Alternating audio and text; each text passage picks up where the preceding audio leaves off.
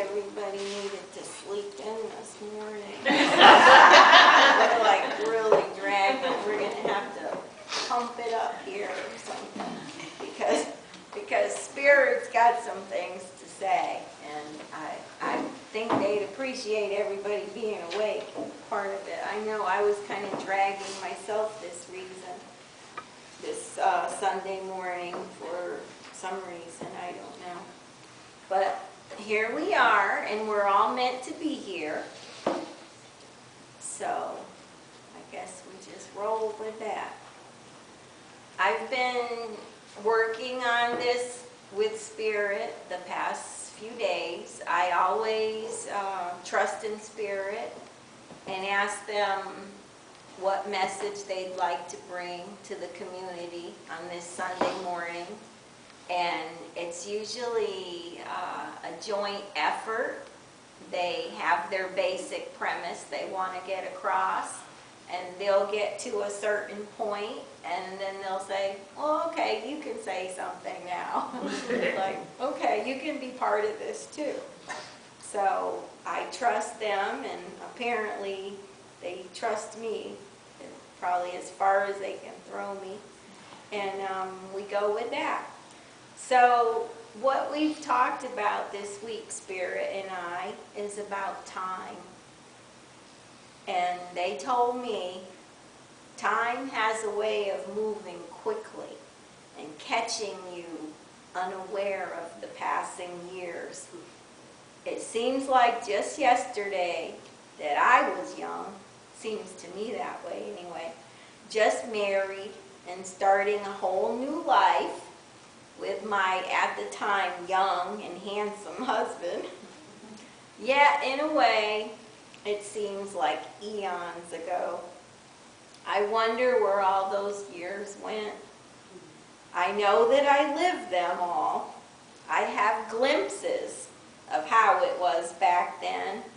I look through old photo albums and I don't even recognize myself or my friends way back when. So I glimpse back all of my hopes and dreams as well. But here it is. I'd like to say that I'm in the autumn of my life, the autumn of my years, like Frank Sinatra sang. So it has caught me by surprise. How did I get here so fast? Where did the years go? And most importantly, where did my youth go? I remember seeing older people throughout the years and thinking that those older people were so many years away from me, and that autumn was so far off. I couldn't even imagine it or fathom it fully, what it would really be like. But here it is. Some of my friends are talking about retiring, and we're all getting gray. We move slower, and I see one of those older people in myself now. Some are in better, and some are in worse shape than me. But I see the great changes we've all gone through. Not like the ones I remember who were young and vibrant, my friends. But like me, their age is beginning to show, and we're now those older people that we used to see and never thought we'd be. Each day now, taking a nap isn't a punishment. It's not a treat, but it's almost mandatory. Because if I don't on my own free will, if I sit down, I'll doze off right where I sat down. And so I enter this new season of my life now unprepared for all the aches and pains and the loss of strength and ability to go and do things I wish I had done but never did. At least I know that though autumn has come, and I'm not sure how long autumn comes for, how long it'll last, I'm almost starting to look forward to winter. Because after winter, when it's over here on this earth plane, a whole new exciting adventure will begin. That's what Spirit has promised me, and I hold them to that. So yes, we all have regrets. There are things I wish I hadn't done that I won't mention here. Because I think there's still within the statute of limitations. But indeed, there are also so many, and don't let Interpol know I'm here either, but indeed, there are also so many things I'm happy to have done. It's all in a lifetime. So, if you're not in your winter yet, let me remind you, it will be here faster than you think. So whatever you'd like to accomplish in your present life here on this earth, please do it. Don't be afraid. Don't put off things too long. Life goes by so quickly. Do what you can do today. You can never be sure whether this is your winter or not.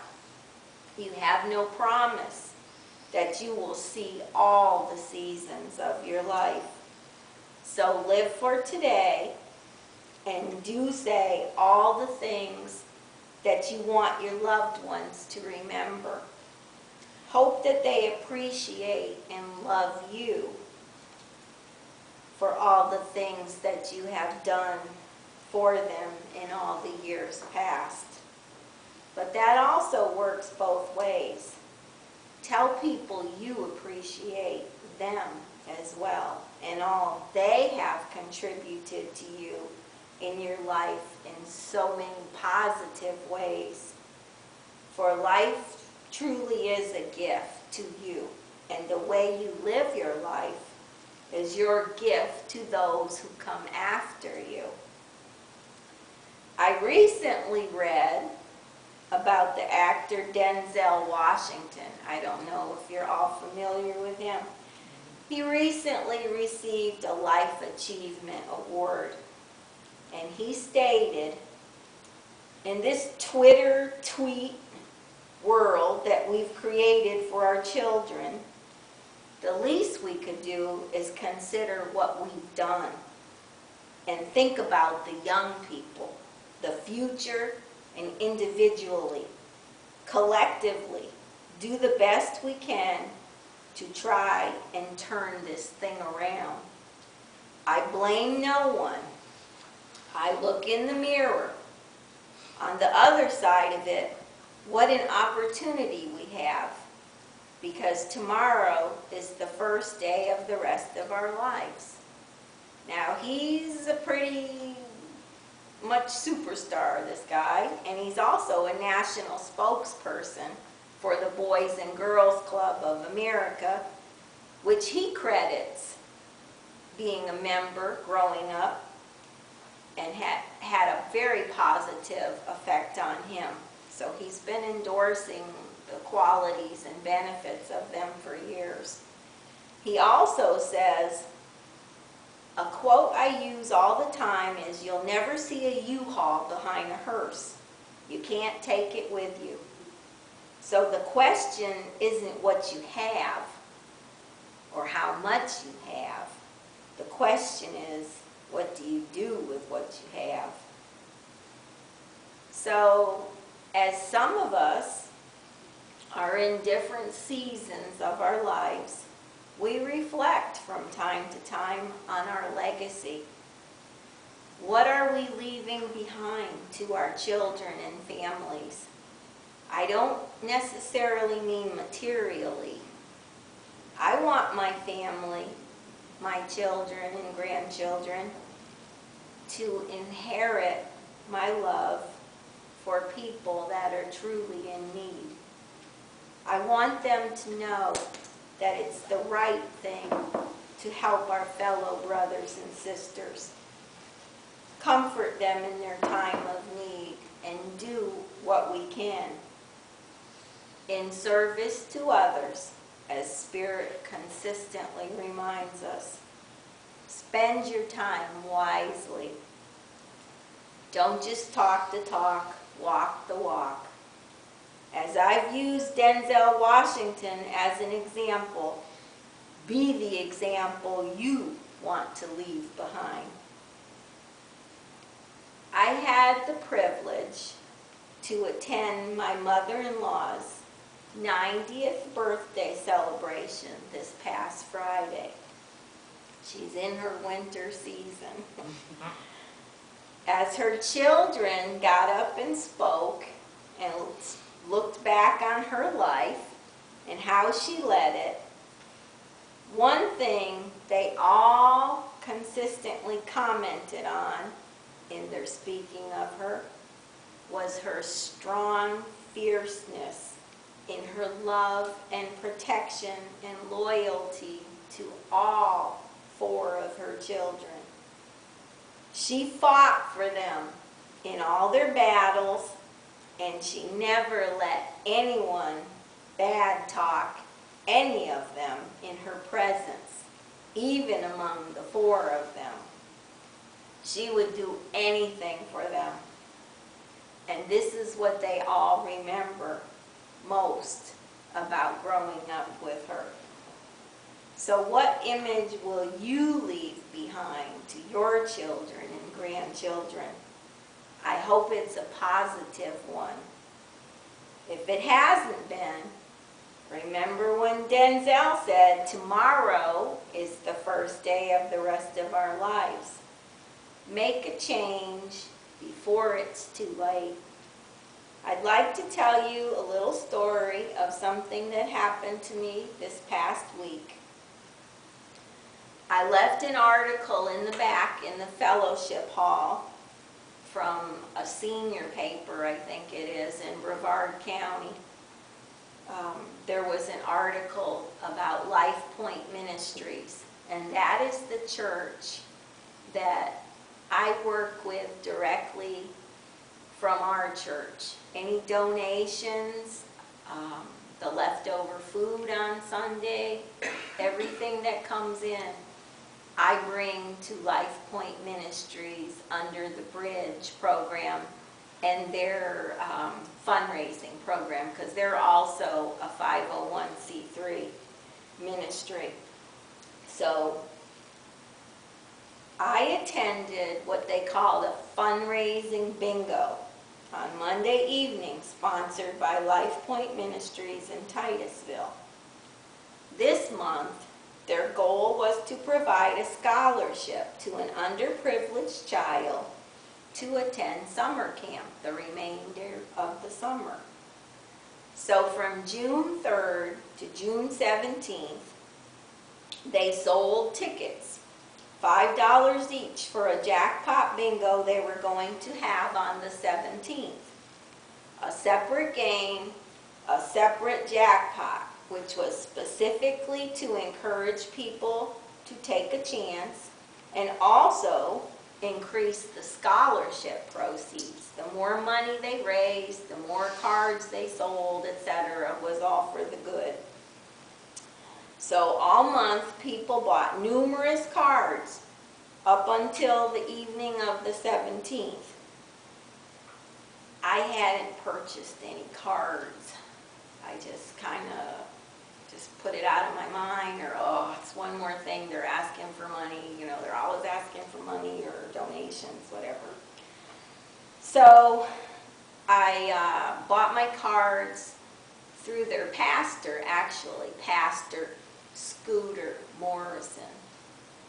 And I said, okay, you know, I'll spend the $5 and buy a card. I did it as a donation because I really didn't see, it was just a donation.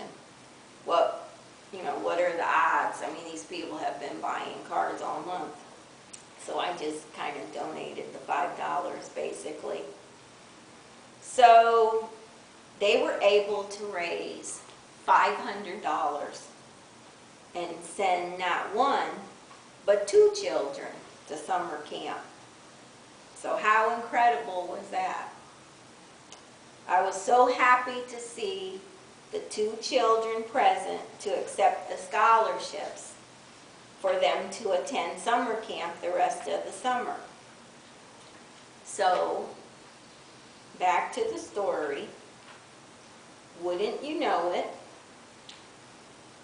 I won the jackpot with the one lonely little pitiful card I had purchased that last evening. I was probably more shocked than the other people filling the room, playing numerous cards in front of them, probably thinking they had a good chance of taking home that prize. And I'm sure they weren't too happy to see me buy one card the last night and win. So I was kind of in shock. And I was walking out that evening. I said good night to the pastor and remarked how I was so surprised I had won with the one little card I had purchased from him that evening. He remarked to me, "Ms. Brown," that's what he calls me, "Ms. Brown, you are truly blessed. You won that because the Lord wanted to give something back to you. Because you do so much for so many people." Well, I knew I had been blessed. I didn't know why I had been blessed, but according to Scooter, it was some kind of compensation for me bringing them all our leftovers every weekend and bags of toothbrushes and toiletries and things that we collect here on behalf of our church. So I told him, yes, I know that I am blessed, and I do thank God every day for his blessings. I don't always understand them or feel that I deserve them, but he does bless me. So the next day, I took my granddaughter to summer camp. I bring her every morning on my way to work. I drop her off at summer camp. I was signing her in, and I overheard a conversation of a parent telling a child she couldn't go on the field trip.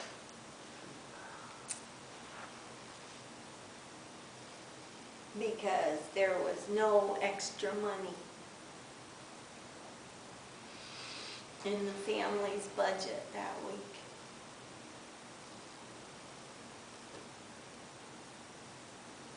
And I knew how bad the kids wanted to go. It was to Sky Zone in Rockledge, which is a huge trampoline activity for the kids and foam pits and all kinds of fun.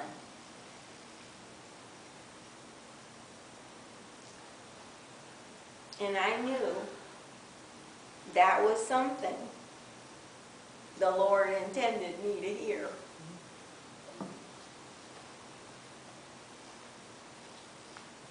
So I couldn't ignore that sign from above.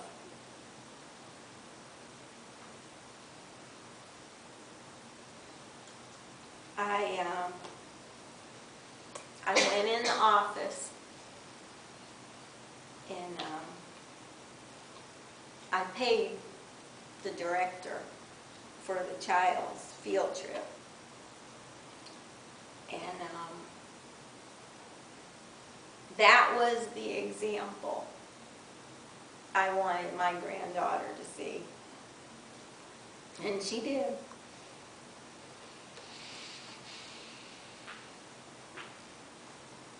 She hugged me And I'm hoping this is something that will probably stay with her the rest of her life.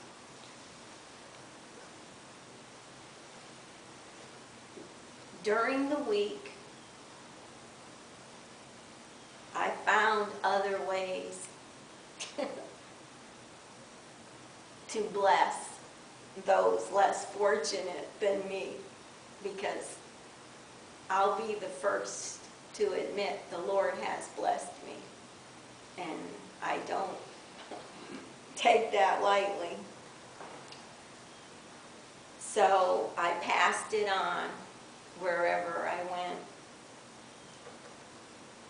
But I showed my granddaughter compassion in my actions. Lessons we can all learn, even as adults. There are so many little ways we can help our brothers and sisters. For that is what we are taught by Spirit. We are all truly connected.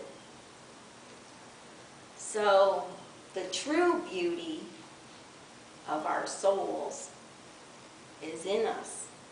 It's in you, and me.